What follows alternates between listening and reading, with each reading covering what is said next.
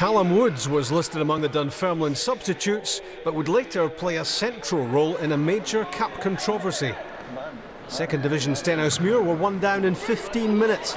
Austin McCann's cross powerfully headed home by former Kilmarnock midfielder Willie Gibson. 2 minutes later, it was 2-0, Gibson the supplier this time, causing chaos in the Steny defence. David Graham and Stephen McDougall had a flash at it before Andy Kirk made proper contact to extend First Division Dunfermline's lead.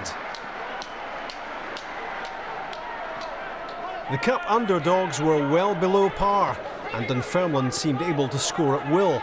This was goal number 3, a lack of any serious challenges, and Nicky Finn waltzing through to get his name on the score sheet. There wasn't any Steny resistance. This isn't a replay of the third goal, this is the fourth goal, remarkably reminiscent of the last one. Only Graham was the scorer this time, 10 minutes from the interval. Off the bench in the second half came Woods. He shouldn't have been there in the first place because he was still serving an SFA suspension. That blunder throws the outcome of this tie into confusion. As it was, Dunfermline continued the demolition of Stenhousemuir's cup dream, 18 minutes into the second half when McDougall struck for 5-0. Number 6, 20 minutes from time, was a bit special. Dunfermline sub Joe Cardle came up with a fantastic finish, even allowing for the flimsy attempts at stopping him. This turned it from a happy half-dozen to a magnificent 7, a challenge that didn't have to be made on McDougall. Penalty, 7 minutes from full time. And the chance for Kirk to make his a double. When is a consolation goal not much consolation when you're 7 down at the time? Kevin Bradley scored.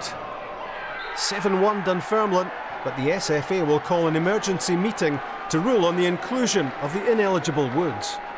That was checked this morning and there was no, Callum Woods' name was not on that list of suspension, so as far as we were aware he was fine to play. The SFA, I'm sure, will pick up on that if there's anything untoward. You know, at the end of the day, it'd be sour grapes if we were talking about any other respect. The fact is, we've had a beating today, we just have to pick ourselves up for that. You know, what happens if there is anything being done on the administration side, then we'll just have to wait and see the outcome of it.